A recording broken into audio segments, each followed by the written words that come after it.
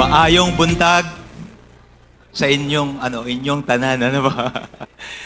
Alam, this is my first time in Mindanao and I was amazed sa ginagawa po ni Lord.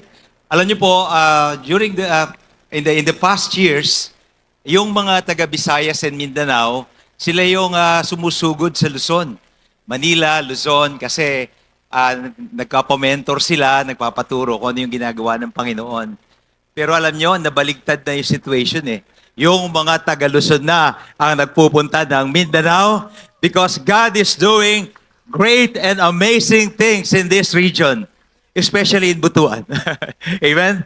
So, alam nyo, although first time nating nakita-kita, first time ako nakarating dito, but I believe because God is love, so in Christ, ginihugma ko kamo. Do you want me to preach in Visayas? Or, no.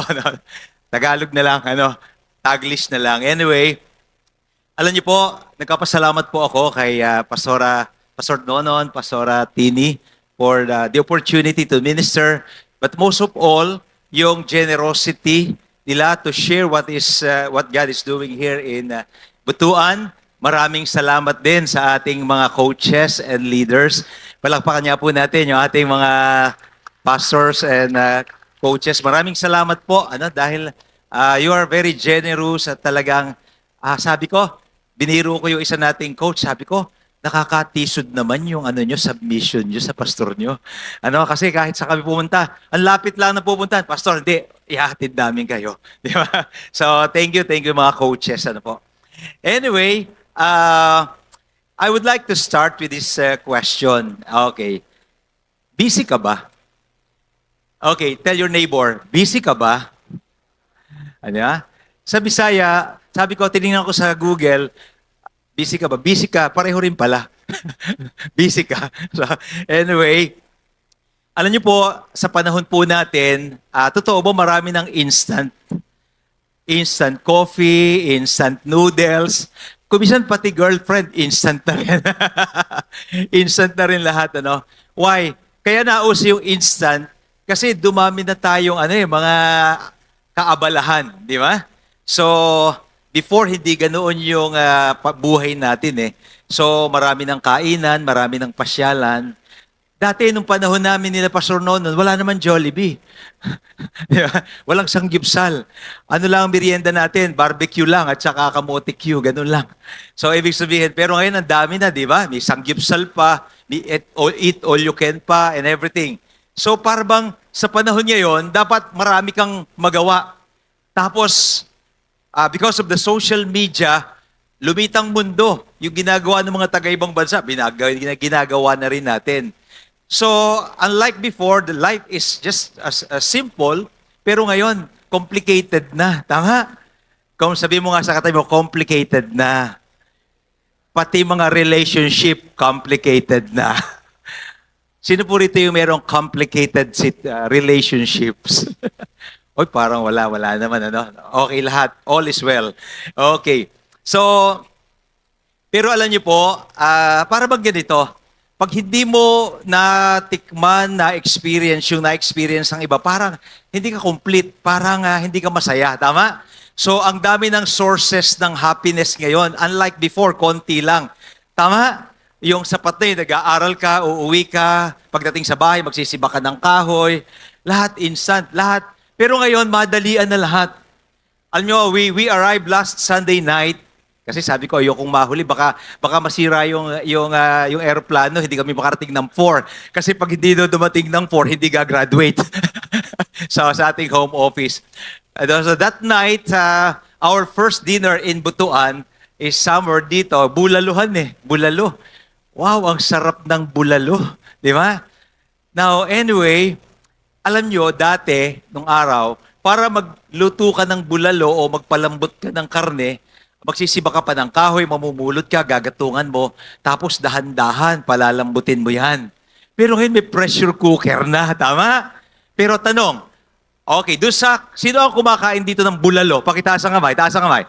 Uy, marami pala tayo. Pag kumain ka ng alin ang mas masarap na bulalo, yung pinressure cooker, mabilisan, o yung dahan-dahang pinakuluan, kumakata. Wow. Sabi mo nga sa katabi mo, dahan-dahan. So, alam nyo, so the same thing with our spiritual journey, spiritual growth. So, kailangan, you need to go to a process. Ano po? Kaya, ibig sabihin, hindi walang instant spiritual growth.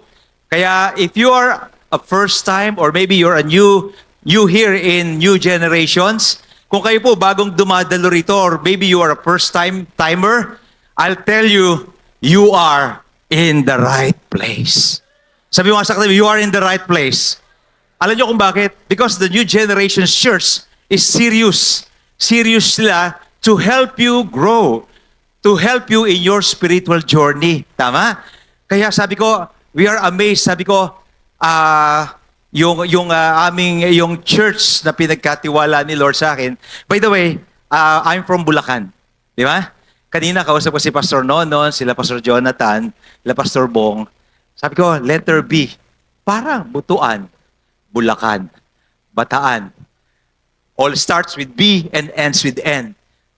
Parang mayroong special favor si Lord. Joke lang, joke. So anyway, so sa amin, sa Bulacan po, kami sa aming church, sabi ko, yes, nag-grow naman yung church but we have a problem right now. Kasi yung aming mga leaders, the very high ang commitment. Talaga naman, todo bigay talaga sa paglilingkod. But, of course, may mga struggles na hinaharap yung mga leaders. Nako, kabataan, ang lakas, pati kabataan, hinahakot yung mga kabataan. Nung nag-asawa na, nagkaanak na, nagkaroon ng mga struggles, especially in the matter of finances, di ba? So, syempre, nagsusubside, highly committed, but there are struggles, tama? Kaya medyo somehow bumababa yung kanilang commitment na hindi mo naman sila masisi. So they need to go abroad, they need to go to Manila. Kasi from din ako From the province din ako. Bulacan is a province, although it's near Manila, pero probinsya pa rin. Bukid pa din, at saka mga fish pond, ano po. So pumunta sila ng Manila. Pag pumunta ng Manila, dahil sa heavy traffic, dati before, I used to work in Manila, but I went home every day. Nagko-commute ako every day. Kasi maluwag pa nun, Pastor. Maluwag pa nung araw. Ngayon masikip na. Di ba? So anyway, yun po. Anyway, I believe, so ganun po yung mga struggle. Kaya kami nagpunta dito, sabi ko, God is doing something great in Butuan. Amen? Dati parang takot ako sa Mindanao. Baka may mga terrorist. Hindi pala mga terrorist, mababait pala ang mga taga Mindanao. Lalo na yung mga taga Butuan.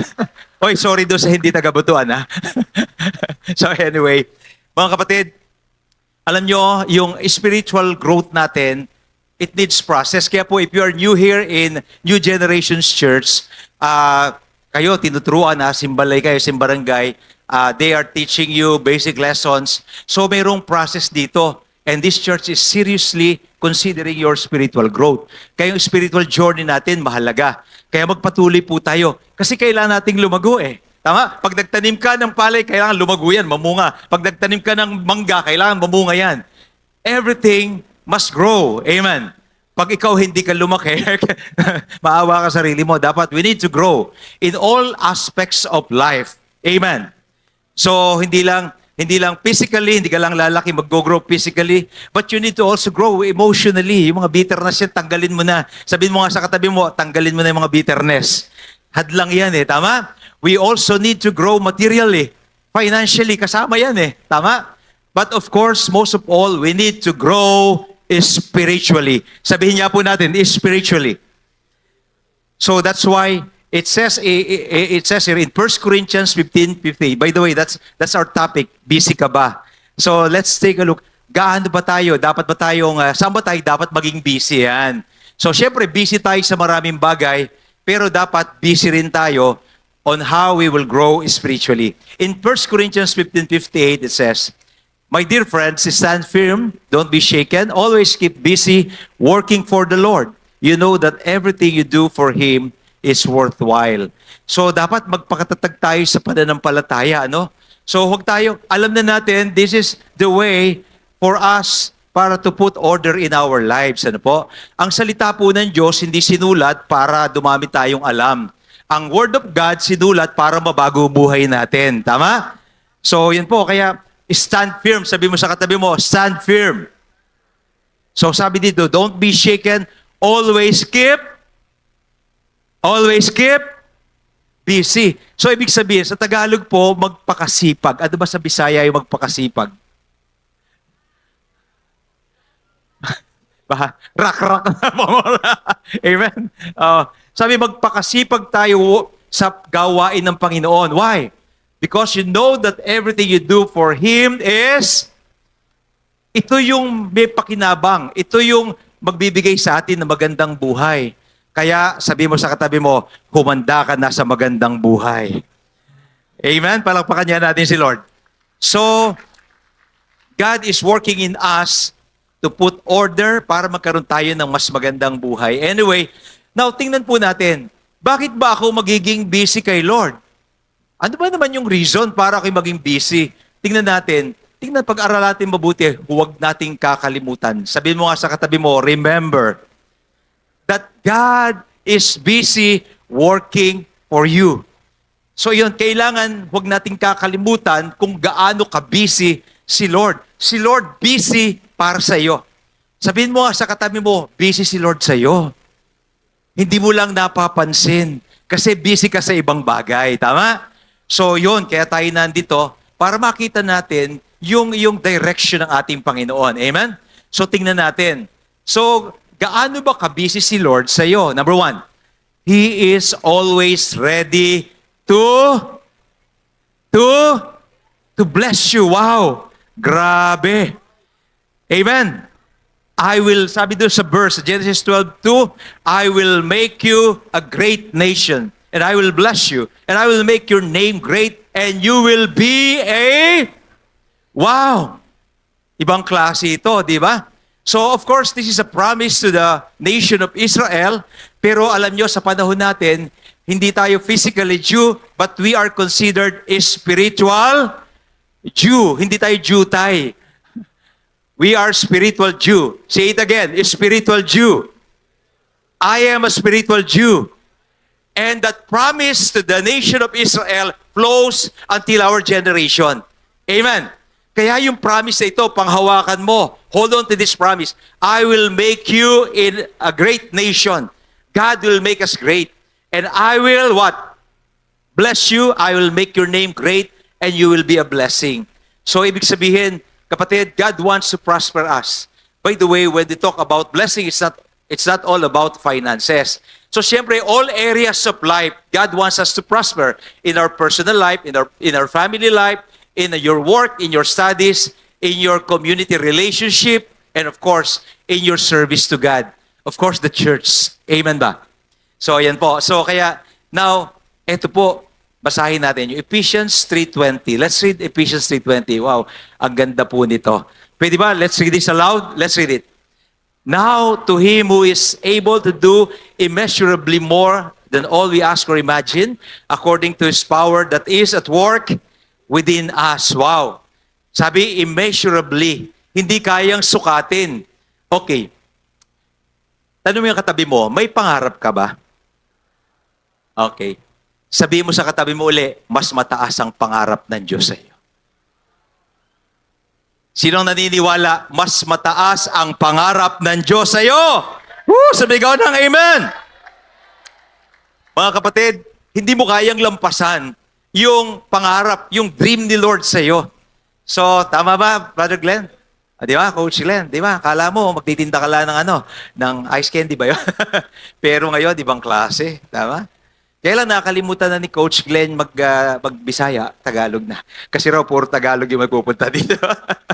So anyway, sabi dito, immeasurably more than all we ask or imagine. According to His, so when we talk about the power of God, we are talking about supernatural.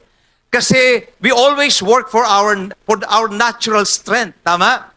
Di ba? Yung kaya mo, ito kaya ko to, ito yung pinag-aralan ko, ito yung alam ko. Laging ganoon eh. Pero alam nyo, when we flow in the supernatural, you can do greater things than what you think. Amen. Sino naniniwala, mas higit pa ang magagawa mo kung ikaw ay kikilos sa power ng Panginoon. Palakpakan niya po natin si Lord. That's why we are here. Kasi ang natural man, ang iniisip lang niya yung kaya niya. Ay, dito lang ako. Ay, wala akong pinag-aralan. Hanggang dito na lang ako. No! Mga kapatid, it's not about your academic achievement. Tama?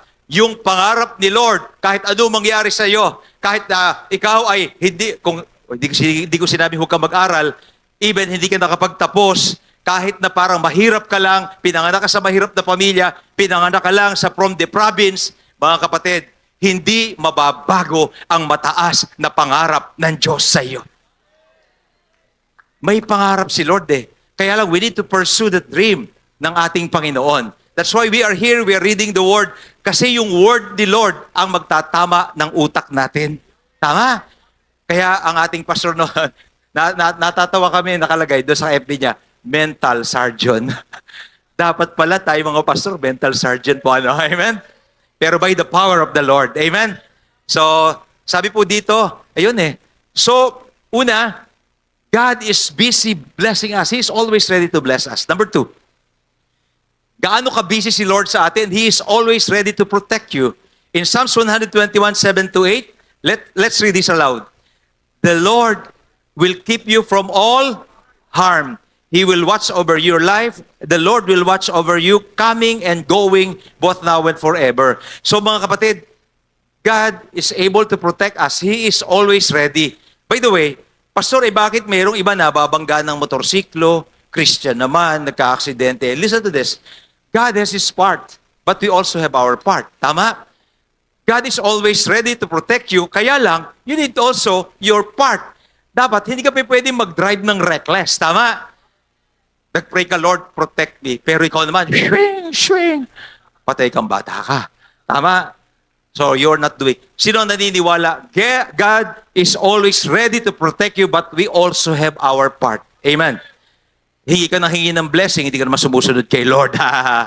Pero nandun yung blessing. Hindi pa lang bumabagsak. Sabi mo sa katabi mo, pabagsakin mo na. Amen. So, sino naniniwala? Naka-ready nang bumagsak ang blessing ni Lord. Ikaw na lang ang may kulang. Amen. Hallelujah. So, number 3, He is always ready to strengthen you. God is busy with you. He is always ready to strengthen you. In Philippians 4:13, ang ganda po doon sa CEV version, Christ gives me the strength to face, sabi mo sa katabi mo, anything. So, ano yung malaking problema mo ngayon? Tama? God can give you strength to face that problem, whatever problem yan.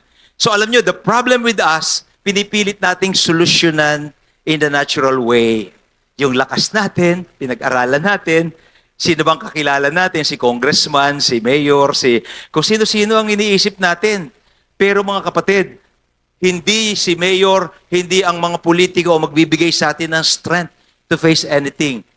For sure, there will come a time that you will have problems that even the politicians, even your wealth, even your strength, you cannot solve it.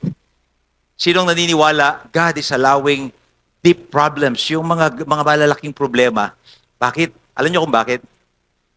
So that we may rely on Him. So kasi madalas pag wala tayong problema, nakakalimutan natin si Lord. Tama? Kailan mo naaalala si Lord? Pagka walang problema o pagka may problema? Ulitin ko, kailan mo higit na naaalala si Lord? Higit na naaalala si Lord pagka all is well o pagka may problema?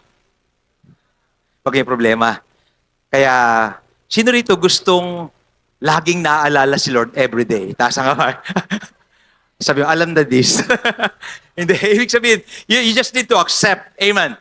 You just need to accept the reality that God is testing us. Even yung ginto, pinadadaan sa apoy. Tama po ba? So that is the testing of our faith. Even ikaw, alam nyo, kung minsan dumadaan tayo sa problem, para matest mo kung hanggang saan ang faith mo. Tama? Kasi pag walang test sa school, hindi alam kung may natututunan yung estudyante. The same thing with our faith. So kaya, lagi nating titingnan, God is always ready to strengthen you. Kaya, pagka dumarating yung mabibigat na problema, always go back to God. Always pray. Actually, bago pa dumating yung problema, dapat humingi ka na ng strength. Sino rito, mas gusto mo, bago ka humarap sa problema, may lakas ka na mula sa Panginoon. So that's why we need to pray. Dito tinuturo natin yan. That every day you will draw strength from the Lord. Through prayer, through His Word, through fasting. Di ba? And kasama na rin yung giving. Amen? So salamat. Purihin po ang Panginoon. So anyway, okay, number 4. So tingnan po natin, this is the part 1. Yung busy ka ba? Gaano ba ka-busy si Lord sa iyo? Number 4. So una, He is busy. He's always ready to bless you, to protect you, to strengthen you. And number 4, nako, itong pinakamaganda. He is always ready to forgive you. Daniel 9:9, the Lord our God is merciful and forgiving, even though we have rebelled against Him. So, tayo ang lumayo kay Lord, pero siya pa rin ang naghanap sa atin. Alam nyo bakit ka narito? Ay, Pastor, inimbitahan ako. Hindi, ginamit lang ni Lord yung nag-imbita sa iyo. But actually, ang Diyos ang nag-anyaya sa iyo dito eh. Di ba? So, siya yung nagdala sa iyo dito. Alam nyo, tayong lahat ang nais ng Panginoon. He's merciful and forgiving. Lahat tayo nagkakamali. Sino rito yung nakagawa na ng mali? Taas ang kamay. Taas ang kamay. Sino rito yung nagsinungaling? Taas ang kamay. Taas ang kamay. Okay. Sino po rito hanggang sinungaling pa rin? Huwag nyo nang itaas ang kamay nyo. Okay ba? Magkakabistuhan. Hindi. Of course, lahat. Walang maliit, walang malaking kasalanan. Before, what I have learned when I was a child, when I was a kid, merong venial sin, merong mortal sin. Nung mabasa ko Bible, wala pala. Maliit at malaki. Di ba? Pag nagdakaw ka ng piso at nagdakaw na 1,000, pareho lang. Kaya lakihan mo na. Joke lang. Sabi nung iba, hindi lakihan na, pareho rin pala. So anyway, but God is always ready. Sino po rito ang nagpapasalamat that Jesus Christ died on the cross to pay for our sin? Pakitaas ang kamay. Palakpakan niya natin malakas si Lord. So isipin nyo, yung Diyos na lumikha sa atin, na tayo ay nag-rebel, tayong lumayo sa Kanya, nagwala tayo, pero siya pa rin ang gumawa ng paraan para mabalik yung relasyon natin sa Diyos. Mga kapatid, that is the greatest thing na ginawa ng ating Panginoon. And that's the reason why Jesus Christ came to earth to seek and save the lost. We are all lost. Why? Because of sin. So tayo, natural. Alin ang mas madali? Gumawa ng mali o gumawa ng tama? Okay, ulitin ko. Alin ang mas madali? Gumawa ng tama o gumawa ng mali? Galing ano. Okay. Sa totoo, di ko yung prince of this earth ay talagang si Satan. Tingnan nyo, pag wala kang ginawang effort na gumawa ng tama, sigurado mali gagawin mo. Mas madaling gumawa ng mali, walang ka-effort. Tama? Pero yung gumawa ng tama, pag-iisipan mo. Magpapasting ka pa, magdi-devotion ka pa, magpe-pray ka pa, a-attend ka pa ng New Generation Church, a-attend ka pa ng mga training, pati home office training, a-attend ka pa. Why? Kasi it takes a lot of effort para gumawa ka ng tama, para masunod mo yung kalooban ni Lord. Amen? Kasi si Jesus Christ, hindi siya nag-ahari sa mundo. Si Jesus Christ ay nag-ahari lang sa puso ng mga taong nagmamahal sa Kanya at nagsuko ng buhay sa Kanya. Amen po ba? Kaya that's why we are Christians. Naniniwala ako, I believe, according to the Bible, that Christ is reigning in our heart. Tama? Kaya yung namamayani dito sa mundong ito, yung kaaway. Tama? So kaya po, medyo mas madaling gumawa ng mali kaysa tama. So that's why, sino rito gusto laging gumawa ng tama? Taas ang kamay. Pero, di ba? Parang merong kanta yung gusto kong bumait, pero di ko magawa. Kanta ba nino yun? Ni Andrew E. Ni Andrew E, di ba? Hindi ba yun na sinabi ni Paul? Di ba? Gusto niya gumawa ng tama, pero yung mali ang malapit sa kanya. Tama? So there's a struggle. Sa loob natin, nag-i-struggle. Tama? Merong the spirit of sin is in us because of our nature, but when we receive Christ as our Lord and Savior, yung spirit ni Lord nasa atin. Before, walang kalaban. Tama? But this time, you're a Christian, you receive the Spirit of God, may naglalaban. Tama? Ang tanong, sino mananalo?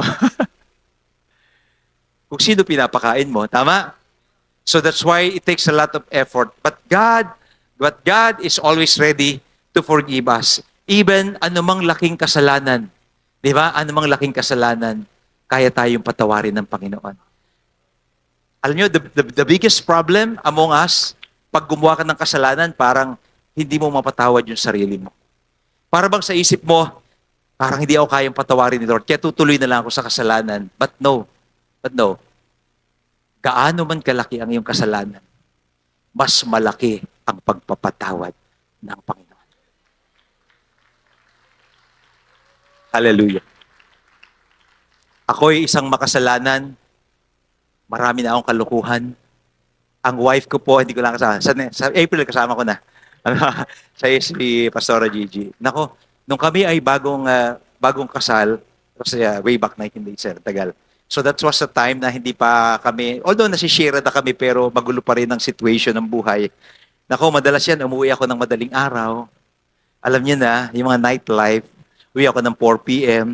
Paggising ko, wala na siya. Sumakay na sa Baliwag Transit sa bus, pauwi na sa kanila. Ganon, ilang beses yun. Pero salamat sa Panginoon. That's the time that when my sister invited us to the church, sabi ko, ayoko, masisiraan ako ng Bible na yan. Ako, basta ako naniniwala sa Diyos. Basta ako walang tinatapakang tao. Basta okay na ako. Ganon ang aking katwiran. Dinidibati ko pa yung sister ko. But anyway, ang Panginoon, hindi siya napagod sa akin. Gumamit siya na iba-ibang tao. And sabi ko, minsan nahiya ako, sige na, matid na nga ako. Pero, little that I know that unti-unti, minomold na ni Lord yung heart ko. Until dumating yung time that I surrendered my life to Christ. At ngayon po, hanggang ngayon, patuloy na binabago ng Panginoon ang aking buhay. Kaya mga kapatid, dito po kayo kilalang lahat, pero sana magpatuloy po tayo kasi God is in the process of molding you. Gusto ni Lord mas gumanda yung buhay mo. Tama? Sino rito yung alam mong mali, ginawa mo pula, alam mo nang mali, ginawa mo pa, gumulo yung buhay mo, pakitaas ang kamay. Naranasan mo yun, taas ang kamay, taas ang kamay. Amen. Palakpakan niya natin yung mga umamin. Pero mas higit sa lahat, ito tayo ngayon, walang sino man na hindi kayang baguhin ng ating Panginoon. Amen? God is always busy working in your life. Kaya huwag nating kalimutan. But the question is, eto ngayon, ano ba naman yung nagpapabusy sa'yo? What makes you busy? Ayan, siguro. Okay, tingnan natin. So, in Galatians 6:8, kasi yung tanong, what makes you busy? If God is busy working for you, doing something to help you put order in your life, saan ka naman busy? The problem is, busy si Lord, hindi mo mapapansin, hindi mo marirealize yung busyness, yung pagmamahal sa iyo ni Lord, kung ikaw busy sa ibang bagay. So that's why, kailangan iayos natin yung buhay natin. In Galatians 6:8, it says, basahin niya natin na malakas, let's read. If you follow your selfish desire, you will harvest destruction. But if you follow the Spirit, you will harvest eternal life. So, yung selfish desire, yun yung sariling gusto natin. Tama? So, maraming mga tao kasama ako before, mas busy ako sa sarili kong gusto. So, pag sinabi ng mga barkada ko, oy, masaya dito, okay, sama ako. Sabi ng iba, dito tayo, okay, dito. Sabi ng iba, dito, okay. Para akong, alam niyo sa Tagalog, yung hilong-talilong. Di ba, hindi mo malaman kung saan ka pupunta. Tama? Yung bang, sunod ka lang, tangay-agos ka. Tama? Sa Tagalog, tangay-agos. Kung saan yung mukhang masaya, doon ka. Pero pag uwi mo, lasing ka pa rin. Pag uwi ko, yung misis ko, umuwi na sa kanila. Nangyari po ba sa inyo yun? Hindi, Christian na wala kayo. Kasi kami po nagpakasal, hindi pa kami Christian. But that was the time that someone, may mga nag-share na po sa amin. Pero anyway, now, if you follow your selfish desire, you will harvest destruction. Sabi natin, destruction. Gugulo ang buhay mo pag puro sarili. Marami na tayong pagkakamali na hindi nagpasaya sa atin, nagpalungkot sa atin. Tama? Pero ang sabi dito, but if you follow the Spirit, sabi natin, follow the Spirit. The Spirit of God, yung leading ng Panginoon. Pag iyan ang finalo natin, it will lead to eternal life. Mga kapatid, hindi lang sa langit, hanggang dito pa lang, sasamahan na tayo ng ating Panginoon. Amen? So, sino rito gusto samahan ka ni Lord sa buhay na ito hanggang sa kabila? Pakitaas ang kamay. Sabihin mo sa katabi mo, follow the Spirit. So, be busy in the work of the Lord. Kasi pag hindi, wala kang effort na sumunod sa Panginoon, sigurado distraction yan. Gugulo. Yes, may pwede kang dumaming pera, pero yung kita mo, malaking kita, pero hindi mo makita-kita. Alam niyo ba yung sabi? Ang laki ka ng kita niyan, pero hindi niya makita-kita.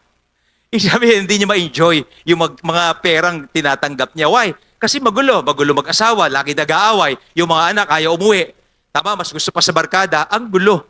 Pero mga kapatid, I'll tell you, hindi ko kayo kilala, pero sisiguraduhin ko, pag yung direction ni Lord ng Spirit ang sinunod natin, may gagawing magandang bagay sa pamilya mo. Amen? Kaya magpatuloy po tayo. Anyway, eto ngayon, what makes you busy? Number one, are you giving importance to what is really important? Yung bang pinagpapahalagahan mo, yung totoong mahalaga? Kasi maraming, pagka nabuhay ka doon sa sarili mong gusto, yung akala mo, yung mahalaga sa iba, yun din yung mahalaga. Tama? Kaya yung iba, oy, mahalaga to, kailangan 2, 3 asawa. Parang ganoon. So mag-aasawa ka rin ng iba. Ganoon dadaling ka doon. Masarap yung nightlife and everything. So dadaling ka doon kasi wala kang direction from the Lord. Tama? So tingnan po natin. So in Philippians 1:9 and 10, and this is my prayer, that your love may abound more and more in knowledge and depth of insight, so that you may be able to discern what is best, di ba? Kung ano yung best, kung ano yung most important, and may be pure and blameless for the day of Christ. Mga kapatid, of course, mahalaga, number one, mahalaga ang pamilya, mahalaga ang pag-aaral, mahalaga ang trabaho, tama? Pero tanong, paano ba yung basic lifestyle? The basic lifestyle is the spiritual lifestyle na dapat kailangan natin para mag-grow. Di ba? Mahalaga ba sa atin? Of course, narito kayo ngayon, mahalaga yung worship, mahalaga yung devotion natin, mahalaga yung cell group o yung simbalay natin, mahalaga yan. Yung mga training and mentorings natin, mahalaga yan. Tama? And everything, our giving, tama? Lahat na yan mahalaga. Ang tanong, mahalaga rin ba sa atin yon? Of course, marami, in natural man, normally, ang mahalaga sa kanya, nag-aaral ako para magkaroon ako ng magandang trabaho, para yumaman ako, para makaiyahon ko sa hirap yung pamilya ko. Tama? Sino rito yung nangarap na gumanda ang buhay mo para maiahon sa hirap ang pamilya mo? Taas ang kamay. O, di ba? It's a typical Filipino culture, tama? So, typical Filipino culture po yan. Kaya lang, ang problem, nakapokus lang tayo sa pagyaman, tama? Pero, pag nakapokus ka sa pagyaman, kaya nga maraming magnanakaw tama po ba? Tama po ba? Dahil, ang focus lang nila, ang top priority nila is yumaman. Yun yung the highest goal nila, yumaman. Kaya gagawin nila ang lahat, pati mali, para yumaman. Pero tayo mga Kristiyano, because of the Word of God, dahil sa salita ng Diyos, hindi yun ang pinakamataas. Mahalaga ang pera, pero mas mahalaga ang pagsunod sa ating Panginoon.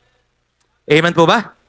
So yun po. So kaya dapat pinahalagahan din natin, maging busy rin tayo sa mga bagay na magdadala sa atin sa spiritual growth. Amen?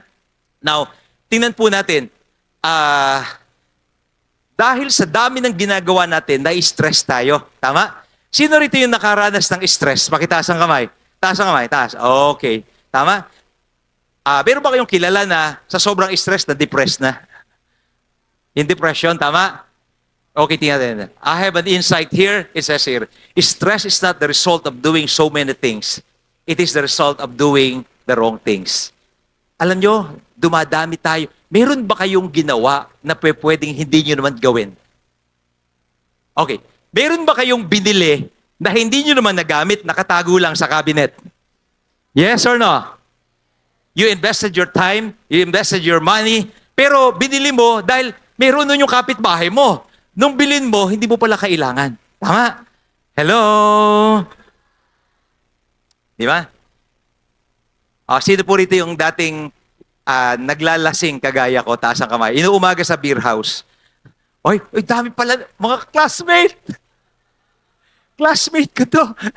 Yun umaga. Tapos pag-uwi mo, galit yung misis mo. Pare-pareho na lang tayo dati. Dati yon, dati. So alam nyo, I realize, yung mabasa ko yung Bible, sobra pala hindi na pinagagawa ni Lord. Kaya pala gumugulo ang buhay ko, may ginagawa ko na hindi ko dapat gawin. Pag-isipan nyo, ano yung binili nyo, ano yung ginagawa nyo, na pagka tinanggal nyo, mas gagaan ang buhay nyo. Alam nyo, dahil mainggitin tayo, ang tao pag nainggit, gusto niya lahat magkaroon siya. Dahil trabaho dito, trabaho doon, gusto niya magkaroon ng lahat. Tama? Kaya na-stress siya. Kasi yung ibang gusto niya, hindi naman gusto ni Lord sa kanya. Tama? Hindi naman plano ni Lord sa kanya. Tama? In the first place, may mga ginagawa tayo, nagpapagulo ng buhay, hindi nagpapaganda. Tama, mali? Tama, mali? Kaya dapat, we need to ask ourselves, tama? Yun bang binibigyan ko ng pagpapahalaga, yun ba talaga yung tunay na mahalaga? Okay. Gusto ko magtaas ng kamay. Pwede ba kayo mag-isip? Mga 3 seconds. Ano yung bagay na meron ka na pwede mong tanggalin, mas gagaan ang buhay mo? Meron ba? Meron ka bang gamit na dapat ibenta mo na lang, hindi mo naman ginagamit? Ibigay mo na lang dyan sa katabi mo. Sino rito ang naisip mo, meron kang pwedeng tanggalin, taas ang kamay, sa buhay mo, gagaan ng buhay. Palakpakan niya po natin si Lord. So, stress is not the result of so many things to do, but yung wrong things. Anyway, number 2, ito maganda eh. So, gaano ka naman, busy ka ba dito? Ito. Are you spending your time and strength to what is really beneficial? Yung bang kapakipakinabang, doon ba inuubos yung time and strength mo? In 1 Corinthians 6:12, I have the right to do anything, you say, but not everything is beneficial. I have the right to do anything, but I will not be mastered by anything. So alam niyo po, ang ganda po ng verse na to, sa 1 Corinthians 6:12. Sabi ni Paul, ako may karapatan ako na gawin ng lahat, kaya lang hindi lahat makabubuti sa akin. Tama? Sabi niya, kaya nung second part, sabi niya, may karapatan akong gawin ng lahat, pero hindi ako dapat mamaster, maalipin ito. So dapat hindi tayo naaalipin ng mga bagay na gusto lang natin. That's why we need to choose the most important. We need to choose the most beneficial things in our life. And I believe your attendance here, your symbolai, your reading of the word, your prayer, all the spiritual things, isa yan sa dapat top priority natin. Sabihin niya po natin, top priority. Kasi pag ayos ang relationship mo sa Panginoon, listen to this, kapag ayos ang relationship mo sa Panginoon, iaayos niya yung ibang bagay sa buhay mo. Pero kapag hindi ayos ang relationship mo sa Panginoon, because He's the one giving the right direction, pag hindi ayos ang direction mo sa Panginoon, patay na yung ibang areas ng buhay mo, gugulo din. Sino naniniwala doon? Taas ang kamay.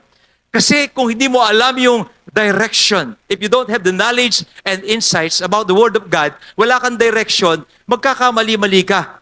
You will, magiging trial and error ang buhay mo. Tama? Sino rito ayaw ng trial and error? Taas ang kamay.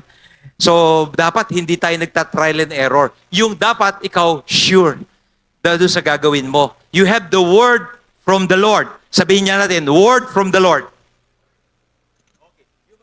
You must have the word from the Lord. Pag wala kang word from the Lord, nako, patay na, hula-hula na lang. Alam niyo ba, mayroong 2 tutor ang mga Pilipino. 2 Hapon. Kilala niyo ba yung 2 Hapon na tutor nating mga Pilipino? Kilala niyo ba? Okay. 2 lang. Si Haka-Haka, tsaka si Kuro-Kuro. Yun ang 2 tutor natin. Sino rito yung marami kang hinakahaka at kinurukuro? Taas ang kamay. Na hindi naman nag-work. Tama. Kasi haka-haka. But alam nyo, dito ang Word of God, yun talaga yung magbibigay ng tamang direction para hindi tayo mag-trial and error. So, kaya mahalaga po yung Word of God. Amen? So anyway, ito yung pangatlo. Okay. Are the things that make you happy really gives you long-lasting happiness? Yung bang mga tingin mo yung magpapasaya sa iyo, yan ba talaga yung nagbibigay ng long-lasting happiness? Yung true happiness talaga? So alam nyo, this is one of my life verse. In Psalms 37:4, let's read this aloud. Seek your happiness in the Lord, and He will give you your heart's desire.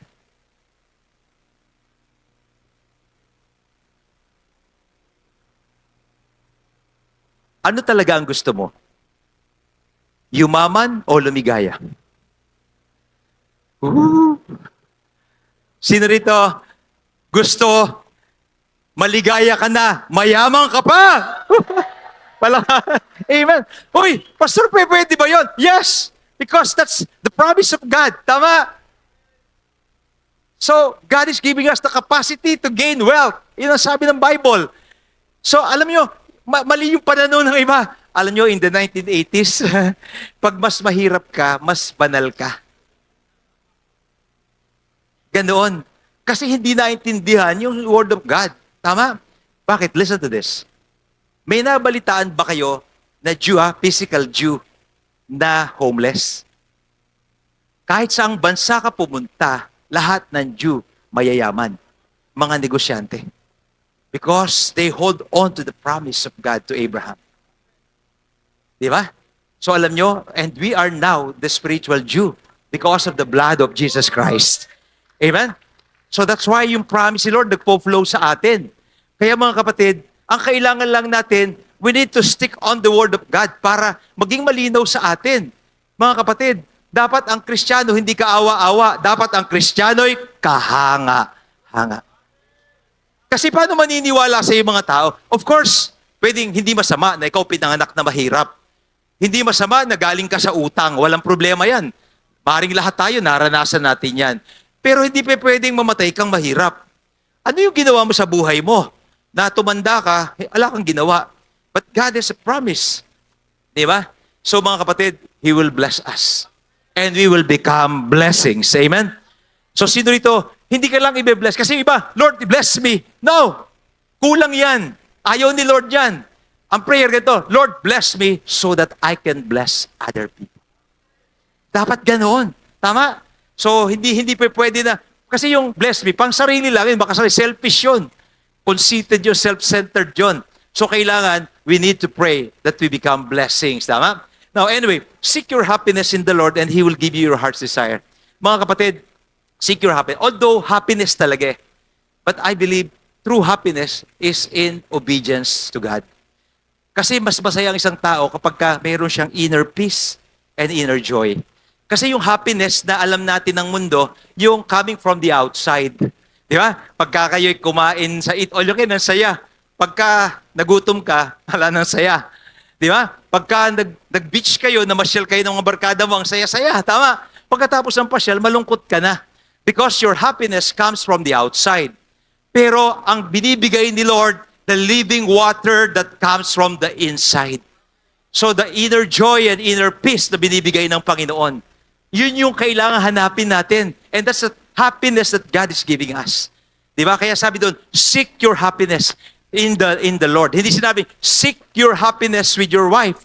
Oh. Hindi sinabi, seek your happiness in your education, in your profession. Tama? Of course, listen to this. Don't get me wrong. Yung asawa nagpapasaya. Di ba? Kawayan mo nga yung misis mo, yung Mr. Masabi mo, I love you. Listen, source of happiness yan. But the thing is, ang punto ko is about the priority. What gives you the most happiness? Yun ang ibig ko sabihin, ano? Of course, yung children mo, your happiness, tama? Your treasure, your talent, your happiness. Yung mga tao sa paligid mo, your ministry, that's a source of your happiness. Kaya lang, pwede ba naglilingkod kay Lord pero hindi ka masaya kahit hindi naman si Lord ang priority mo? Tama? So, kaya sabi dito, seek your happiness in the Lord. So kaya mga kapatid, kaya ito hindi ka abalahan.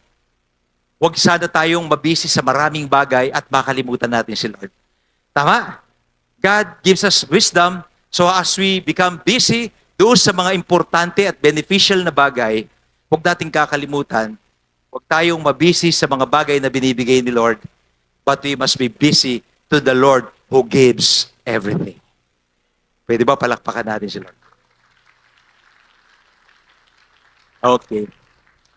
Tanungin mo ulit yung katabi mo, busy ka ba? Sino rito mula sa araw na ito, magiging busy ka sa mga bagay patungkol kay Lord? Amen. Palakpakan natin si Lord. So anyway, I just want to read the last verse in Matthew 11:28. Ang sabi dito, come to me, all of you who are tired from carrying heavy loads, and I will give you rest. Mga kapatid, the rest that God is giving is the rest from the inside. The inner joy and inner peace that God is giving us. Alam nyo, hindi ko kilala lahat yung nandito. Hindi ko po kayo kilala. But maybe, just maybe, baka meron kayong mga burden sa iyong puso. So, this time, you can pour it to the Lord. I-boast natin, ilapit natin sa Panginoon. Pwede po ba tayong lahat tayo tumayo? I'll just pray for you. Okay, hallelujah. Okay, hallelujah. Praise your name, Jesus. Hallelujah. Sige po, kalimutan muna po natin yung ibang mga paligid natin. Just focus your heart, your mind to the Lord. And let's just meditate on the Word. Kapatid, sabi dito sa ating verse kanina, in 1 Corinthians 15:58, my dear friends, stand firm and don't be shaken. Always keep busy working for the Lord. You know that everything you do for Him is worthwhile. Alam nyo, hindi ka abalahan, hindi sayang ang oras mo dito. Hindi sayang oras mo sa simbalay, simbarangay, hindi sayang oras mo in reading, in doing your devotion. Maybe if you are new here, maybe this is your first time. The first time you are hearing this message, dito po tinuturo natin yung daily time with the Lord, and that is our daily devotion, prayer, the Word of God. Why? Kasi kung paano kumakain tayo ng ating physical food, we need to take in daily the spiritual food. Kasi baliwala yung physical food, mababaliwala yung lakas natin, yung galing natin, kapag wala tayong direction sa Panginoon. Yung mga blessing ni Lord dapat matanggap kagad natin, nadidelay. Sabi mo sa katabi mo, don't delay the blessing of God. So, right now, can we bow our heads? Kapatid, God is busy working for us. He is always ready to bless you, that you may become a blessing to others. He is always ready to protect you. He is always ready to strengthen you to face anything. Kahit mabibigat na problema, kaya. Kaya ni Lord. Hindi natin kaya lahat, pero sa tulong ni Lord. At anuman yung mga pagkakamali sa puso natin, sa buhay natin, anuman yung kasalanan, God is always ready to forgive you. So kaya sa oras mong ito, just pour out your heart to God. Just pour out your heart to God. Sige po. Sige po. I-boost natin ang ating puso. Sabihin mo kung ano yung nadadama mo. This time, the Lord is in our midst. Kung mayroong dalawa o higit pang nagkakatipon, siya'y nasa kalagitnaan natin. I believe that the presence of the Lord is here. The presence of the Lord is here. Continue to pour out your heart to God. Kung ano man yung kabigatan sa inyong puso, sabihin niyo, Lord, kailangan kita, Panginoon. Lord, I need your direction. I need your word. Lord, I surrender my life to you. Pwede po ba? Sige po. Kahit po sa mahinang tinig, kausapin niyo ang Panginoon. God is ready to hear you. God is here to bless you. God is here to protect you. God is here to forgive you. Sige po. He is here. Sige po. Kausapin natin kahit sa mahinang tinig. Hallelujah. Oh, we praise your name. Lord, Holy Spirit, continue to work in our midst. Hallelujah. Oh, we praise your name, oh Jesus. Oh, hallelujah. Oh, hallelujah. We praise your name, oh Jesus. Glory, glory to your name. Hallelujah. Hallelujah. Mga kapatid, what makes you busy? Mga minamahal, what makes you busy? Meron bang mga bagay na hindi naman gaanong importante pero nasasayang yung oras mo? Nadidelay yung blessing ni Lord. This is the right time, pwede ba?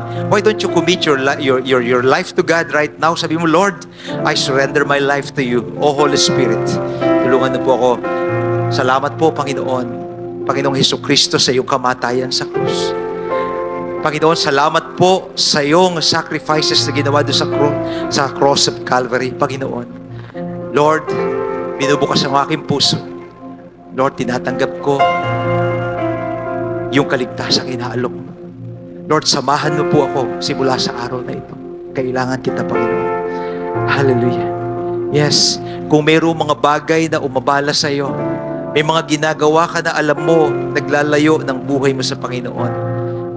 Maybe you're a Christian for sometimes, Bakit di mo sabihin, maring napabayaan mo yung relationship sa Panginoon? Bakit hindi mo siya kausapin? Sabihin mo, Lord, I want to recommit my life to you right now.